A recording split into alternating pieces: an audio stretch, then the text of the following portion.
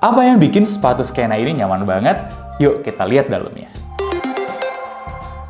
Halo guys, Dimas di sini dan kali ini gue kembali bersama hasil belanjaan kemarin di Kiki Avenue. Nah, NB1906R.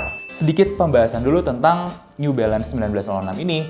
Dia itu adalah sepatu recreation dari 1906 ya, dimana sepatu versi recreation ini digabung dengan sol dari NB860 V2, sepatu stability. Gue udah penasaran dari lama banget tentang sepatu ini dan saudaranya 2002R. Jadi buat kalian yang lagi nyari 2002R juga bisa nonton video ini sebagai referensi, dimana dua sepatu ini tuh sebenarnya bersaudara ya, 3 saudara, 860 V2, 2002R, dan 1906R.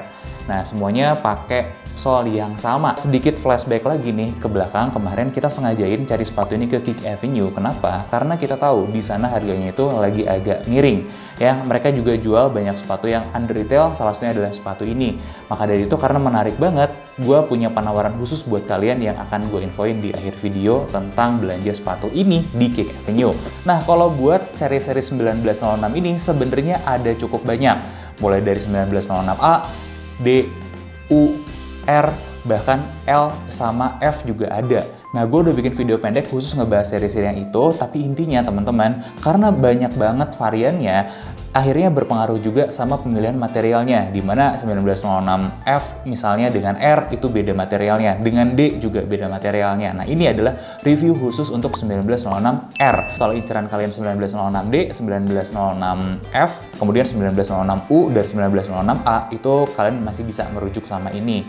Nah, kalau pertanyaan barangnya ori atau enggak, jadi so far kalau kita ngecek sih, dan kita bandingin ya sama barang di store, ini masih sangat mirip sekali eksekusinya dengan New Balance Made in China dan Made in Vietnam yang banyak beredar di Indonesia juga. Sebenarnya spek barangnya tuh sangat mirip sekali, jadi kita cukup yakin ini ori. Dan kalau nggak ori, tenang aja sih, sebenarnya di Kiki Avenue juga kita bisa klaim garansinya gitu ya, garansi non ori. Makanya langsung aja kali ya kita gas bedah sepatunya.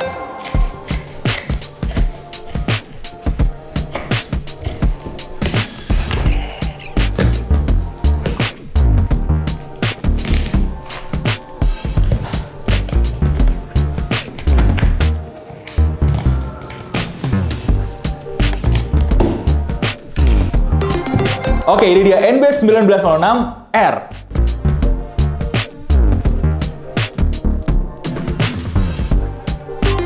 Guys, kayak biasa, gue excited banget mau bahas sepatu ini. Ternyata memang semenarik itu. Gue udah pegang catatan hasil pengetesan tim kita di sini, tapi ada fun fact menarik dari sepatu ini karena udah seminggu ke belakang kan banyak banget banjir dan hujan, termasuk sebenarnya di tempat gue ya di Bandung. Gue pakai sepatu ini juga agak nekat nih kemarin, gerimis-gerimisan, tapi hebatnya sepatu ini ternyata nggak tembus air banget. Kok bisa? Ya bisa lah, kan ada Umbrek Shoe Polish. Jadi kita sebelum pakai udah coating dulu sepatunya. Nah, kalau NB kalian masih ketembus air, artinya kalian masih kurang waterproof spray-nya. Jadi saran gue sih cepet-cepet aja check out Shoe Polish X Umbre, terutama buat waterproof spray-nya yang bisa ngebantu banget sepatu mesh kayak gini nih. Ya memang aslinya kan karena bahannya mesh ya, dia gampang banget ditembus. Nah, ngomong-ngomong soal mesh, kita cukup tertarik banget nih dari catatan kita hasil pengujian di lab. Mesh-nya ini tuh gokil, kuat banget. Mesh ini termasuk kelas atas ya, bersama dengan kemarin ada Asics, ada Li-Ning juga yang ketahanannya tuh superb banget. Kalau kita cek memang hampir nggak ada kerusakan sama sekali. Nah, begitupun dengan material kulit di sininya yang nggak tembus. Kalau kita bakar-bakar, ternyata kulitnya memang kulit sintetis. Ini agak mengecewakan sedikit sih buat gue, karena gue berharap ini kulit asli, biar umurnya panjang. Tapi meskipun kayak begitu ya, untuk tes ketahanan pun masih terbilang baik untuk kelas kulit sintetis. Nggak sampai jebol banget, nggak buruk-buruk amat, tapi ya so-so aja. Kalau kita ngomongin liningnya juga termasuk yang relatif tahan ya. Ini ada di kelas-kelas, kemarin tuh kita ngetes kayak Jordan, ada Air Force One gitu, masih di kelas mereka lah. Jadi ini masih termasuk yang baik, tapi ini mungkin tidak mewakili keseluruhan lini 1906. Karena 1906F itu pakai lining yang berbeda dengan ini. Nah, ini kemungkinan akan lebih tahan yang punya 1906F karena pengalaman gue tuh liningnya sama atau mirip ya dengan yang dipakai sama 327 yang pernah kita tes waktu itu, dan itu relatif baik ketahanannya. Nah, yang bikin kita senang soal mesh-meshan di sini, NB itu sekali lagi membuktikan kalau meshnya mereka bagus dan berkualitas. Dibukti ini dengan tes tarik kita, di mana dia bisa menahan sampai sampai 3,7 kg force. Ini bagus loh ketahanannya. Gue sendiri ada agak sanksi ya sebenarnya ngelihat mesnya kayak begini, tapi ternyata enggak, gokil loh. Nah, beberapa detail-detail tambahan mungkin yang perlu dibahas di sini. Jadi kalau 1906 itu ada ekstra ini ya, ini buat lace-nya. Ini dibikin dari fabriknya ini. Kalau yang di 1906A itu ngejuntai keluar, yang ini nggak, dibikin masuk ke dalam, ditahan. Nggak ada pengaruhnya juga, jadi bener-bener pure hiasan aja. Kemudian yang menarik perhatian gue itu adalah bagian belakang nih, heel cage-nya, heel counter-nya gitu, itu gede banget sampai atas, dan kerasa banget si heel cup atau heel counter-nya ini kaku. Tapi nggak sampai kakunya yang bikin sakit banget, nggak. Dia relatif lentur ketika udah mulai dipakai. Tapi ini memberikan support yang ekstra dan bagus. Kalau dari segi tali nggak terlalu spesial sih, karena sampai sekarang sepatu running retro pun masih banyak yang pakai tali kayak gini. Yang modern kadang-kadang kita masih nemu. Kalau dari brand lokal nggak spesial banget, tapi memang menambah kesan retronya. Nah, kalau boleh untuk upper gue berikan rating 8 dari 10. Kenapa nggak lebih lagi meskipun hasil tesnya kuat-kuat banget? Ya gimana pun kita harus mengakui namanya kulit sintetis, sebagus-bagusnya, sekuat-kuatnya, nggak sekuat apa sih gitu kalau dibandingin sama kulit asli ya. Nah, kita masuk pembahasan midsole. Jadi midsole ini menarik, khusus mungkin buat ini kita sedikit get back. Kemarin beberapa waktu kita sempat bahas tentang sepatu-sepatu stability ya. Nah, sepatu itu ngasih support yang baik buat kaki kalian, tidak terkecuali sama 860. Midsole-nya ini ya, midsole dan outsole ini pakai punyanya 860 V2 yang sepatu stability. Salah satu sepatu stability terbaik yang ada di market itu seri 860 dari New Balance. Dan gue juga suka banget sama rumus-rumusnya yang dipakai sama NB di sini. Ada beberapa density berbeda. Pertama, mulai dari warna abu-abu ini ya. Warna abu-abu ini lebih empuk daripada yang warna putihnya. Meskipun gitu, yang putihnya ini pun sebenarnya posisinya tuh empuknya sama lah kayak Boost-nya Ultra Boost, tapi untuk energy return-nya memang beda karena digabungin sama outsole yang keras dan kaku plus support-support lain di sini. Jadi feel-nya itu nggak terlalu empuk sebenarnya. Contoh support-supportnya ada apa aja? Kalau kita lihat ke bawah, nah ini tuh setara sama torsion system ya kalau di Adidas, atau kalau di Kayano 14 tuh ada juga ya plat yang di bawah kayak gini. Nah, ini untuk support stability-nya. Kalau di sepatu stability yang baru biasanya lebih ditambah lagi, bukan plat di sini tapi ada agak gede. Di Kayano 31 misalnya ada 4D guidance system. Nah, kalau ini nggak, cuman pakai platnya doang. Jadi supportnya ada untuk menjaga stability, ada, meskipun kalau buat standar zaman sekarang nggak maksimal gitu ya. Itu dari segi midsole-nya. Masuk agak ke dalam untuk membuat ini semua lebih nyaman, karena kan hasilnya midsole ini semua tuh jadinya keras dan kurang nyaman. Nah, NB ini tuh pinter banget, dia ngakalin bikin alas TA yang tebel empuk dan dikasih insole yang empuk banget. Nah, inilah yang bikin kenyamanan ekstra ketika kalian pakai sepatu yang sebenarnya relatif keras ini. Ya, kalau di atas kertas sih nggak keras-keras banget ya, gue habisin sedikit-sedikit.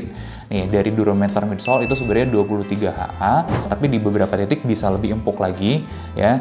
Kemudian kalau insole-nya itu bahkan cuma 8,5 HA. Jadi ortholightnya dia ngambil yang sangat empuk sekali.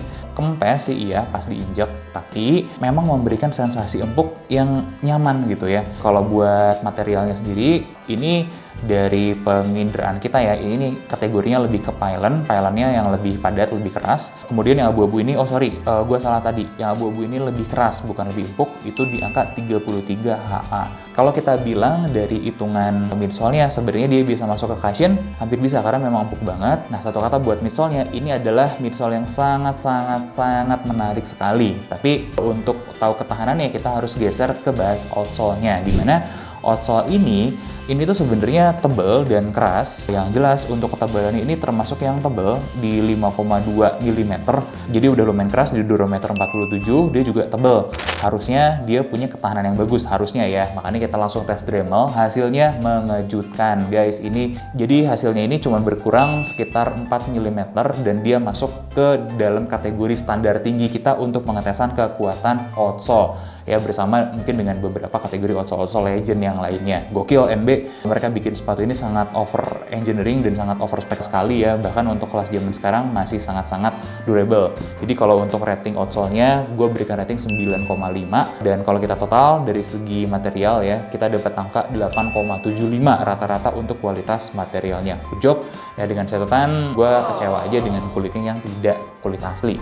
Nah, yang jelas kalau kita ngomongin sesuatu yang lebih ranah kita nih, kayak konstruksinya ini termasuk yang gokil. Gue dibikin capek juga buat motong-motong, mulai dari belah duanya sampai ngebongkar panel itu juga susah sekali. Sesusah itu ngebongkar panel ini tuh, jahitan-jahitannya kuat sekali. Kemudian lem-lemannya apalagi kalau buat tes labnya pakai alat tarik kita mungkin belum bisa sajikan sekarang, tapi dengan kekuatan kayak gini kita coba tes di lab gitu ya. Ini mungkin akan ada di level yang sama dengan top tier kita untuk standar bonding gitu. Pun kalau kita tarik balik sebenarnya ini konsisten dengan hasil New Balance yang biasanya konstruksinya itu selalu luar biasa eksepsional. Kita ingat dulu pernah ngebongkar 327, ngebongkar ya bukan motong, itu juga proses bongkarnya sangat sulit sekali. Jadi NB ini nggak main-main kalau udah ngomongin konstruksi juga ya. Nah untuk ini gue memberikan rating 9 dari 10 dengan kualitas konstruksi seperti ini. Good job, tingkat kerapihannya juga luar biasa tinggi ya. Nah untuk kenyamanan dan performanya kita bahas dulu dari fitting-fitting nih.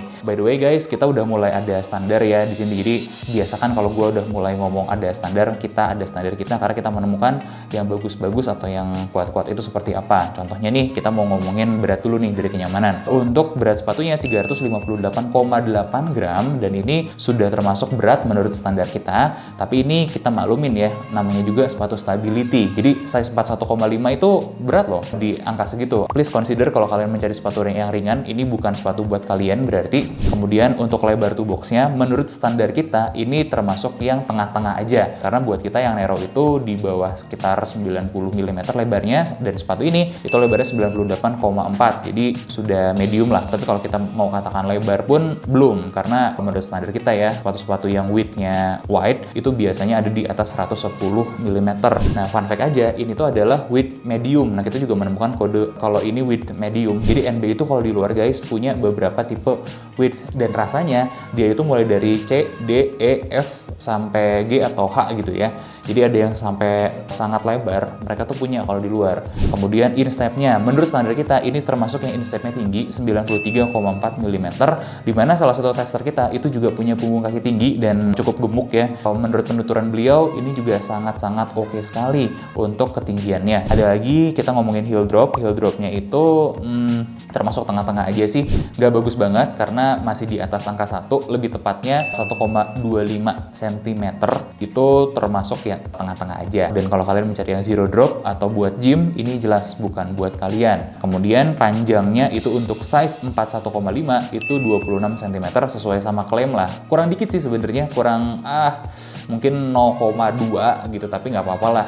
Nah untuk fitting-fittingnya dan sebagai sepatu stability ada yang harus diwaspadai dulu nih. Kenapa? Karena sebagai sepatu stability harusnya dia punya toe box yang lebih lebar, sedangkan di kondisi width-nya medium dia itu cenderung agak narrow, bahkan taperingnya lebih kecil. Jadi dia tapering depannya itu kurang lebih jadi 70,3. Ini nih, maksud gue di toe box-nya dia lebih kerucut lagi. Buat kalian yang kakinya wide, harap hati-hati. Cek dulu, coba dulu, karena meskipun upper-nya itu main banget ya, bisa ngelebar, tapi belum tentu kalian nyaman. Karena gue pribadi pun termasuk yang lebar, masuk sini bisa ya di size 45,5 gitu, 44 pun itu dia udah lumayan lebar, udah di atas 100 cm lebarnya, apalagi kalau di 46, 47. Cuman memang karena taperingnya ini masih kerasa ditekan nih di ujungnya. Nah akibatnya apa? Sebagai sepatu stability tidak berfungsi dengan baik di sananya. Harusnya kan buat ini juga buat recovery ya. Nanti kalau dijepit di depan akan kerasa nyeri di pelatar di tengah-tengahnya begitu. Nah itu artinya kalian harus up size atau cari yang lebih lebar. Atau nih gue dapet penuturan beberapa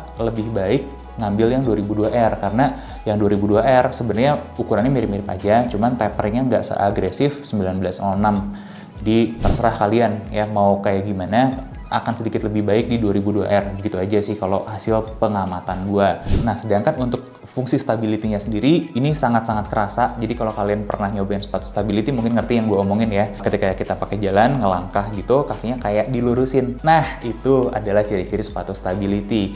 Kemudian sepatu ini tuh enak juga dipakai berdiri lama, tapi dengan catatan beberapa user itu ngerasa sakit di bagian heel-nya atau tumitnya. Nah kita ngerti sih karena feel di bagian heel-nya itu memang agak keras, dan beberapa orang termasuk gue sih menemukan setelah berdiri di atas 3 jam itu lebih kerasa pegel heel dibandingkan dengan sepatu stability lain misalnya yang bagian heelnya itu ada gelnya. Kita balik lagi fokus ke pembahasan ini. Nah, untuk dari segi stability juga syarat-syarat yang harus dipenuhi adalah kelebaran samping ini juga ada. Ini membantu memang meluruskan kakinya meskipun buat sepatu stability ya ini nggak terlalu lebar. Kemudian untuk support ya kekakuannya di bagian belakang sini sama tengah itu bagus banget. Bahkan kalau kalian punya masalah kaki dan butuh stability, kita bisa merekomendasi ini sebagai salah satu opsi yang baik ya sebagai walking shoes kalian. Beberapa tambahan, kita coba cek juga bonchiness-nya. Ternyata bonchiness-nya termasuk yang biasa aja di angka 20-an ya, 22-23 pantulannya. Kemudian untuk ini nih, gripnya itu licin terutama kalau kalian lagi di permukaan yang basah. Kemudian di step motor juga yang besi itu gue kepleset. Jadi berkali-kali gue memang kepleset karena sepatu ini. Itu aja sih sayangnya ya. Tapi overallnya memang nggak masalah ya selama kalian mungkin tidak jalan di banyak permukaan licin, sangat-sangat recommended. Akhir kata untuk menjawab performance apakah bisa dipakai lari atau enggak, gue pribadi menjawab iya, terutama model 1906. Kalau 2002R gue kurang menyarankan sih karena dia lebih tebal, artinya lebih panas ya. Nah, sedangkan sepatu ini itu lebih breathable. Nah, kita juga buktikan dengan hasil tes breathability-nya yang ya kalian bisa lihat lah ya di sini. Cuma memang untuk standar sepatu running zaman sekarang ini termasuk yang panas. Ketika kita pakai jalan-jalan nggak terlalu kerasa si breathability-nya ini yang bikin lebih adem, baru kerasa adem kalau lagi naik motor dimana banyak udara masuk yang lewat lubang-lubangnya ini membantu lebih adem, tapi memang bukan sepatu running teradem. Untuk si solnya memang berfungsi seperti umumnya sepatu stability, cukup baik juga, dipakai lari juga cukup baik, cuman jangan mengharapkan undergrid return yang bagus kayak gimana banget, enggak, karena ini memang tipe stability, dan tipe stability itu supposed to be ya keras kayak gini gitu. Cuman ini adalah salah satu stability shoes yang ternyaman yang kalian bisa dapatkan. Jadi rating untuk kenyamanan dan performance ya adalah 8 dari 10. Gue pun merekomendasi ini sebagai salah satu walking shoes terbaik dari brand internasional. Dan rating final sepatu ini adalah tunggu dulu, tadi kan gue menjanjikan ada penawaran khusus buat kalian yang nonton video ini, terutama yang ngincar sepatu ini. Karena kalau kalian mau, di Kick Avenue ada promo khusus nih buat kalian. Daripada beli barang KW, ada promo diskon.